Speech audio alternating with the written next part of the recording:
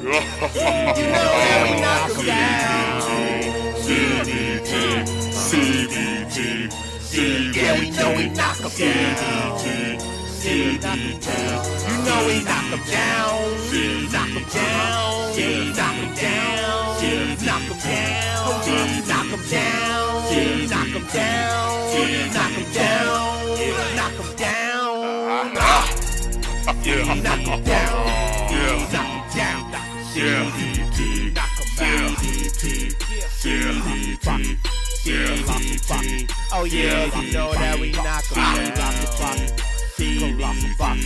CBT.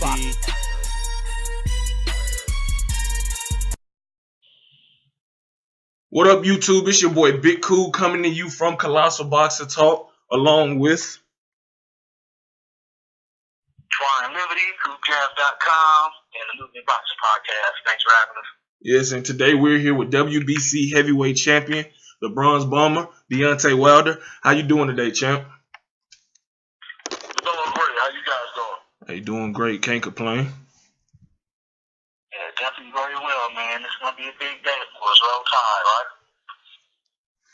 Most definitely. I think they'll come out victorious against Clemson. You know, we got one of the best teams in the nation. That's right here from Tuscaloosa, Alabama, and also you got the heavyweight champion of the world with the most prestigious, well-known belt in all the boxing. That's the WBC right here in the state of Alabama and in Tuscaloosa. So you know, we definitely produce champions here. That's why they call it the city of champions. So tonight, the Crimson Tide will be again and still. You know, that's all I got to say. Still.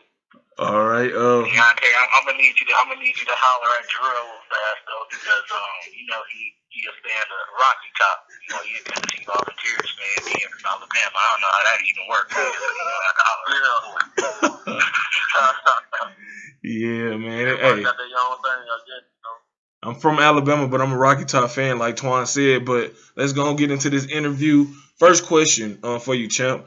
You've broken your hand before. Are there any fears of this becoming an issue that could affect your career? Also, can you describe the process of not only rehabbing the broken hand, but also the torn pectoral muscle? Well, do I have? I'm scared. Do I have any kind of concern about me breaking my hand again? Mm-hmm. Just a little bit. You know, that's what camp is all about, and therapy as well too. Getting in there and rehabbing and testing it out and sparring. You know, that's going to be a key factor to my game is to spar and go full throttle with it. And don't worry about that I had an injury. I got to get it out of my mind that I had an injury. And just go with a muscle memory. You know, just throw it when I see and fit as hard as I can. And that will. So that's going to be the big task for camp for me to do because I can get a little hesitant. After anything that's been torn or broken, it's human nature to just get hesitant to just throw that thing back like we used to throw it, and it's gonna be a big factor. So, but I think I'll overcome that and get back in there and do what I love to do best, and that's knock guys out. Okay, definitely understand that. Could you also touch on how was it, rehabbing, two injuries instead of just one? Repeat that again? I said, could you also just touch on, not only rehabbing the broken hand, but also the torn pectoral muscle, and how was that process, going through it? Man, it was the process was painful. I mean, I had two major injuries, and I had to have, surgery. I had to have surgery on. It was crazy. But rehab, I got some great doctors. And the rehab for it has been going great. Well, I'm done with rehab, but the rehab that we had took for it was wonderful. I got some of the best people in the world that was taking care of me, and doctor said it's 100%. So we're gonna see with it standing up in the fight. It's one thing for it to be 100%. For its healing process, but we're gonna have to test it again and for a reality process because for every action there's a reaction, and once I hit somebody in the face, I'm gonna see the reaction is gonna be towards going against my peers. So I can't wait. All right, Twan. I just wanted a quick question. Your thoughts. I'm not sure how much detail you want to go into it, considering you may have possible litigation still going on with the process. Just your thoughts on Alexander Povetkin and his whole situation with Renae's Deverne and how it's actually impacted people's views on you, because it's not like it's your fault. He's top 30 twice, and you haven't been able to get the fights that you wanted, the bigger fights you wanted to take, of course, and your mandatories. Just anything you want to touch on that if you can, just how it makes you feel that you have this kind of I told you so moment, seeing that he's top 30 again recently. Right. Well, there ain't much I really have to say about it. I mean, the proof is in the pudding. But everything that I've been saying, it's coming to light. So, like they said, what goes on in the dark soon will come to light, and basically it did. And that's really all I got to say about that situation, because we're definitely still ongoing. The lawsuit is still in session, so that's the only thing I can say about that part. And that person, glad you clarified that, Champ. Glad you clarified that. All right. Next question for me. Realistically, what unification bouts do you think are possible for you this year? What I think is possible for me this year is definitely not looking past my opponent, but I'm definitely looking through him. Sometimes I get the tendency to look through a fighter, because I'm being so confident in what I feel that I'm gonna do on that night of the fight. So looking through my opponent, I'm looking to after I defeat him, I'm looking to go for the WBO title with Joseph Parker. That's my thing. They've mentioned my name. They mentioned turning back around and fighting again sometime in April, and I want to accept that challenge. If all things can be held out until after this fight, and he don't have no mandatories and then like that fulfilled, and the organizations want to combine the belts together and make this fight happen, let's make it happen. I'm known to be a fighter that fought and turned right back around a couple of months later and fight again. I have no problem with that. That's why all organizations would love for me to be their champion. Because I don't have no problem turning back around and fight. Most thing about it, fighting, a lot of guys don't want to do the turn back around thing, because the hard part is not the actual fight, but the hard part is getting back into camp. That's the hard part. Camp is the ultimate tough hell. When nobody really wants to get out of hard camp and turn right back around and get back in one. But I love it. I love this sport. I'm in love with it. And if it takes that to feed flesh, or it takes that to make the sport exciting again, or if it takes that to set a trend, like all these other fighters, to let these other fighters see a real champion do what he does, then hey, so be it. I would love to take on that responsibility, but after this fight, I'm definitely looking and seeking to turn right back around and unify the division with the WBC and the WBO. So hopefully I have luck with that, and we'll see how it goes. Definitely want to see that fight, Twan. All right, Deontay. As mentioned earlier, we're all from Alabama, man. I just want to get your take on, what does it mean to you to be able to bring these highlight showcases back to our home state, man? Because I think it's phenomenal to see you being highlighted and showcased on, regular TV, premium TV, in Alabama. It's real big for us, man. And I just want to know what are your thoughts. What does it mean to you personally, to be able to showcase in front of your home state fans? Man, it means so much. When I can come back to my home state and bring thousands of people, not only just from the nation, not only just from the surrounding areas, but from all over the world. It's a great feeling to me, because so many people misconstrue our heritage here in the state of Alabama. They tend to only go off of what they hear about, not really knowing nothing about the state, and that persona of Alabama is already constructed in their head to what the picture that somebody else gave them, or because of what they have heard, But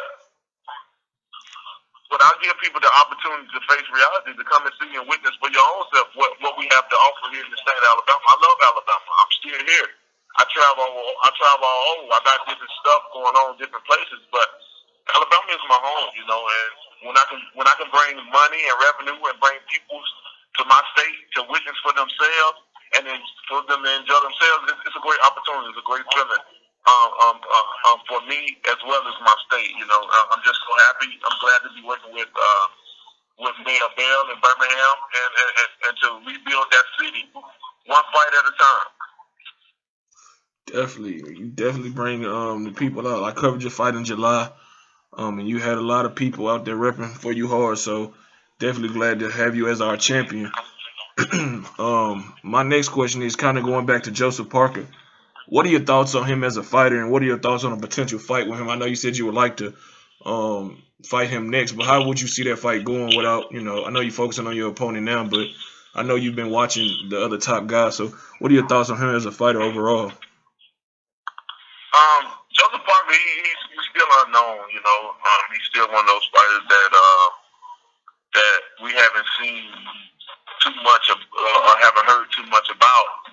You know, but it's exciting and it's kind of brave of them to get the title and be like a Charles Martin and already try to call people out. You know, especially the champion. They already try to call the champions out, which is take heart. You know, we don't know what the reason for this. Maybe it could be, you know, that he's young and they know that he's young and they want to test the waters, feeling like that he got many years to if he lose, that he still got time to rebuild himself, which could be a strategy of theirs, or they could feel that he really is the goods. He has what it takes, you know. It just takes him to get to that right opponent, to the right viewers, to really witness. And what better opponent than to display your talent among one of the most hard-hitting guys in the division, and that's Deontay Wilder for that. What more to prove yourself to a guy that don't play around with nobody? When I get in that ring, it's a transformation from Deontay Wilder to the Braun Strowman. It's somebody that's really trying to take your head off, no matter how energized you are or how tired you are. I would not show no mercy. I would not show no pity for you. That if you come in this ring healthy, I'm trying to break something that when you leave this ring that you're going to remember me by. You know, this is the type of things that I'm on, you know, so... you know, so it's kind of interesting that they called my name out of all people. But I like it, and I accept the challenge, and hopefully we can get this fight scheduled as soon as possible and get it on the books. So after my fight, I get right back in the camp, and we get this thing on the clock. Definitely want to see this division get unified with the best fighting the best. So I definitely hope that fight can be made, as well as the potential Joshua Klitschko fight. Twine? I definitely want to follow up on that. Deontay, it looked like just last year with the Klitschko defeating Fury that everything was in order for unification to happen easily in a heavyweight division. You know, and then Tyson comes down with his issues to where, you know, he had to vacate the belt, and you know, we're back in this big hoopla again. We're trying to get it back together. Let me just get your thoughts on that, of where the heavyweight division stands. The WBA seems to be in a lot of array right now with their consolidation of belts. And I just want to get your take on where do you think the heavyweight division stands right now, because it was starting to gain some steam, and then the whole thing with Fury seemed to take away a little bit and detract from the division a little bit. So I want to get your thoughts on that. Well, my thing is, I think that the heavyweight division is I don't think it's at its peak of being excitement. I think that it's definitely gaining that fire. You know, it's getting on up there. I don't think just because of one fighter takes away from everything else that everybody else doing. You know, because it's more than this one person involved in this sport. So no matter what one person does, it's not gonna tear down the whole division. We'll just be waiting on that person until he comes back, or if he ever returns. You know. It's been as exciting as it's ever been. You know, the Klitschko, honestly, you know, and we can say this for sure, for fact, because of what's been going on lately in the heavyweight division, that the Klitschko definitely had brought the division down. They made it very, very boring. They really did, you know.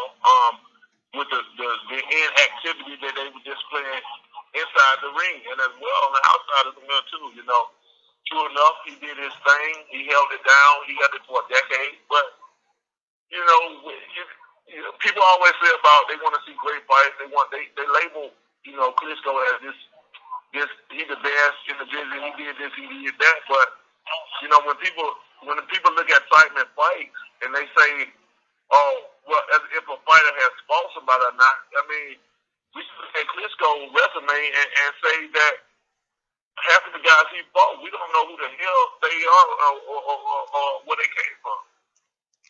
But we consider him as one of the greatest, one of the best, a Hall of Famer. That he will be a Hall of Famer.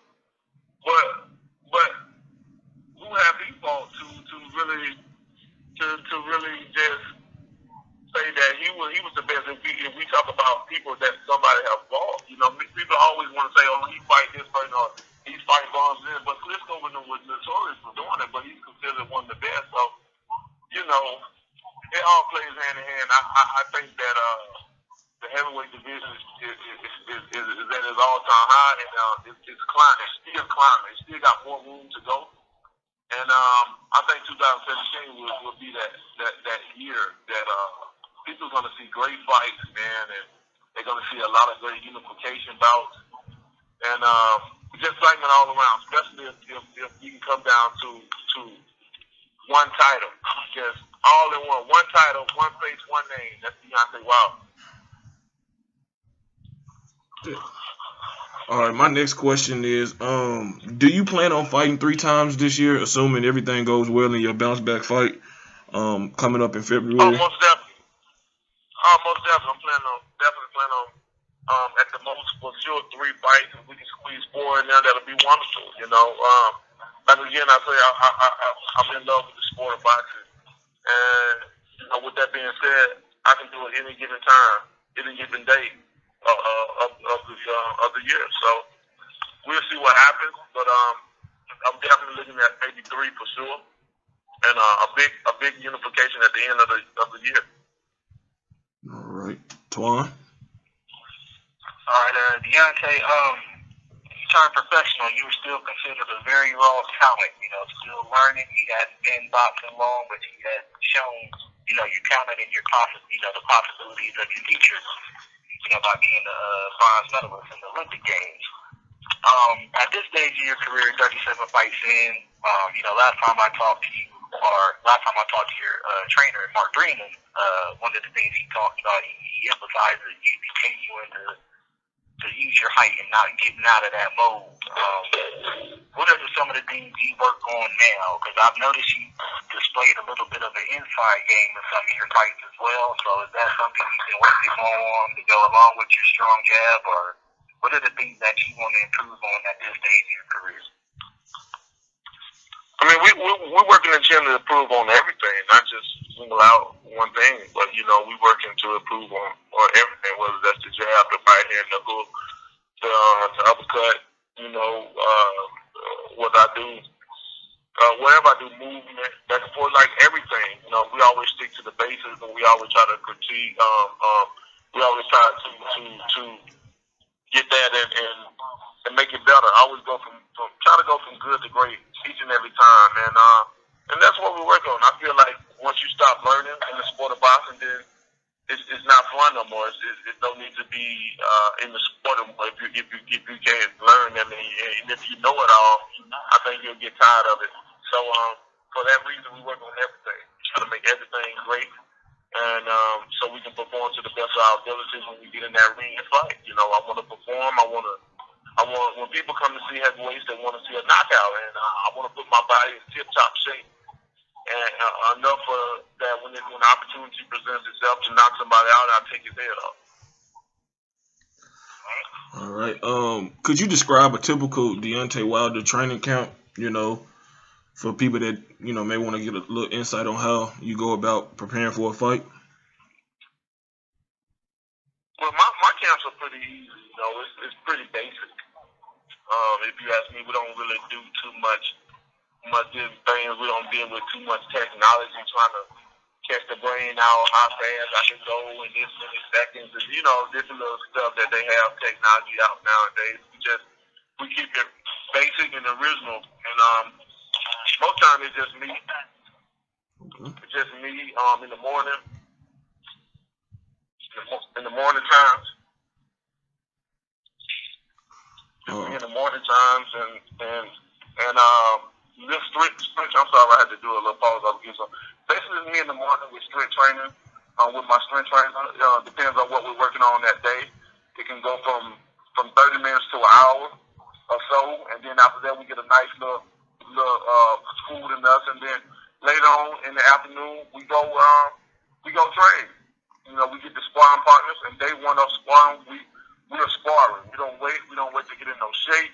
We don't wait 2 weeks after swimmers camp start. We're on it. We're sparring. We're getting it going, and that's how we do. Okay. Twan, you got any more questions for the champ? Definitely, man. I definitely want to get your take on this. We talked on the heavyweight division, but I want to get your take on boxing in the United States and where it stands. You hear people talking about boxing is dying in general. UFC and MMA is taking over boxing. All these little things you may hear in the media. I just want to get your thoughts. What do you think is wrong, the problem with boxing in the United States? And is it true that it's dying here, or is it just something that's so local? No, let me tell you, I'm going to cut you off right now. Boxing will never die. Boxing is one of the oldest original sports in history. Boxing will never die. As my understanding, and as I know, boxing is the only sport that in realistic, you can make $1 billion in one fight, one night, dealing with the right people. I don't think there's no other sport that can penetrate what boxing can penetrate. Even though it's an old sport, so it'll never die. Trust me. If many people have said boxing is about to die, it's gonna die. Many years ago, decades ago, they said boxing was about to die, but boxing would never die. It will always penetrate money. It will always bring excitement, and they're just facts. No matter where you go, no matter where it is, and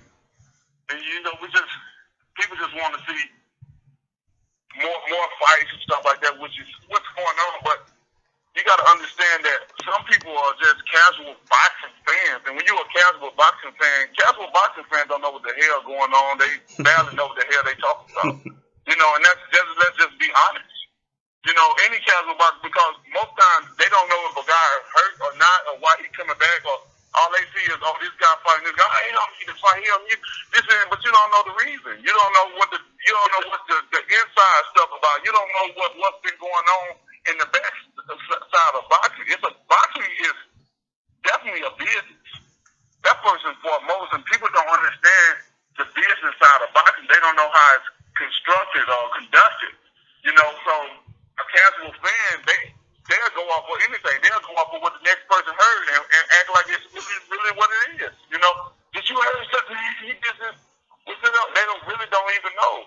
So, but boxing will never die. It'll never die. Definitely, I definitely agree with that. When I look around the sport of boxing, I see fans from all other countries, support their fighters through thick and thin, whether you're 0-23 or 23-0. But here in the States, it seems that a fighter, maybe of your caliber, a lot of people from, a lot of Americans don't rally around their fighters. They rather rally around other countries' fighters. What are your thoughts about that? Because I definitely find it disappointing. That's the only thing. That's the only thing that's about the sport. The sport, here in America, And I said what you just said. I say it all the time, and especially for every other country.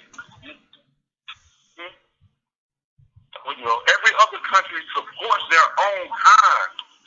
So it's boxing is way much bigger in Europe or anywhere else than in America. Because they behind their people no matter what. Just like you said, no matter what the record is, they're behind their people. They win. If they have potential and they see potential in them, no matter what, they're gonna be behind them. In America, it's different.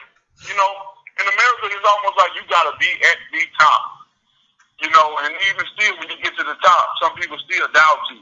And and it's your own time. You from America, you supposed to support us just like they do in other countries, but we don't do it here, and it's sad. So it's very sad. But it just makes you fight even harder, man. It just makes you want to make your name known even more. But no matter what is going on on the other sides of the world, no matter how big boxing is on the other sides of the world, they still have to come to America and make their name, no matter what, whether people know them or not. There's been many guys that have been tourists of this country and have came over in boxing and made a name for themselves. When many people say, who is that? Who he's fighting? Oh, he's a bum. But guess what? That bum became a superstar. Everybody want to say somebody a bum. That's easy to say you're a bum. But that same unknown name that nobody knew about years ago, now this is one of the biggest superstars around. For example, look at Manny Pacquiao. Nobody really knew who Pat Manny was. Especially when he was coming out, nobody knew who he was.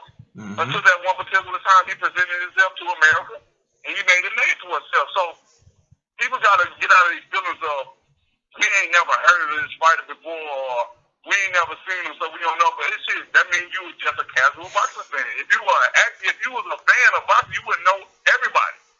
You would know these particular fighters. You would know what they do or whatever. And if you don't know, you wouldn't be biased to because you never heard of them because of their record, or to simply call them a bum or something like that. You just don't know. It's so many examples of fighters that they came to this sweet country of ours and made a name for themselves. But you gotta come here in America and make your name. No matter how big you is somewhere else, America is this place to come and make your name. Definitely, Twan. Definitely agree with you on that, Deontay. You're obviously just entering your prime. You still got a long way to go in your career, man. But I just want to get your take on legacy. What do you want your legacy to stand when it's all said and done? What do you want to be known for as far as your contributions to boxing in the heavyweight division? Yeah, when it's all said and done, I want my legacy just to say that Deontay Wilder, fought everyone. He feared no one. He brought the sport of boxing back to its highest peak in his era. I wanted to say that he was a champion that went behind enemy lines just to defend his title. Where others would dare to go or would dare to even travel to another country, just in thoughts of they may get cheated or whatever. But Deontay Wilder is a person that wants to travel and make his name not only just in America but all over the world, because he holds what says at the end the world champion. And so with that being said, I would love to defend my title all over the world. And that's what my legacy I want to consist my legacy of. Somebody that created opportunities, that created opportunities and broke records, that made records, and done a lot of great things in the sport of boxing when it's all said and done. I really want to follow the footsteps and kind of mix it up in my own little thing, like what Ali did. Different countries and stuff which we're working on some stuff right now. We're working on stuff like fighting in different places like Africa and stuff like that. So it's a lot of things that we're trying to do, and I want my legacy to be built behind that, and somebody that brought boxing back and made it such a great sport again. All right. Definitely. Well, I don't have any more questions for the champ. Twan, you got any more before we let him get up out of here? No, that was all, man. I definitely appreciate your time, Deontay. Likewise, man. And anytime. And we wish you the best with the rest of your career and your upcoming fight. I will be there live to, see you in action February 25th. Again, good luck. Have a good rest of the training camp, and thanks for the time. You took out your day. Deontay, simple question. Can we get a bomb squad in the roll tide before you bounce? Oh, most definitely. Well, the Crimson Tide will be watching. We're facing Crimson today, so you're gonna get a roll tide, baby, on them and still. And you already know this is Deontay the Gun Bummer while we represent, man. Tuscaloosa, Alabama, standing up. We in the building by the Unified Division 2017. Stand up. And if anybody get in my way, be ready to get your head knocked off your shoulder. All right. Thanks, champ. Thanks, champ. All right, man. Y'all have a good one. Hey, you too. All right.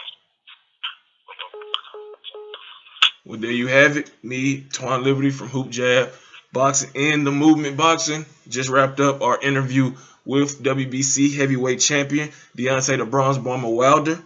We will post this on YouTube. Like our channel, Colossal Boxing Talk. Like the Movement, Hoop Jab as well. Stay tuned for more content. Twan, you got anything you want to say to the people out there before we wrap this up? Just to follow up, man, you can catch us on our weekly podcast on the Movement every Sunday night, 6:30 p.m. Pacific Standard Time, 9:30 p.m. Eastern Standard Time.